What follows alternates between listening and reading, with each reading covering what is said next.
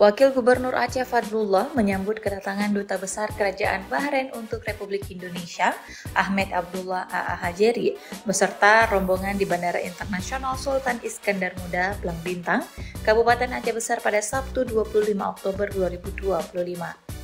Selain Duta Besar Ahmed, turut hadir dalam rombongan antara lain Presiden Direktur Mubadalah Energi Indonesia, Abdullah Bu Ali, Kepala Kantor Koordinasi Urusan Kemanusiaan Perserikatan Bangsa-Bangsa di Indonesia, Miss Tandi Wape, perwakilan UNOCHA Indonesia, Mr. Brendan McDonald, serta mantan Menteri Kelautan dan Perikanan Republik Indonesia, Susi Puji Astuti. Sementara itu turut mendampingi Wakil Gubernur Aceh, Kepala Biro Administrasi Pimpinan Sekretariat Daerah Aceh Akhir Arafat. Kedatangan rombongan Duta Besar Bahrain tersebut merupakan bagian dari kunjungan kerja untuk membahas sejumlah isu penting sama dengan pemerintah Aceh.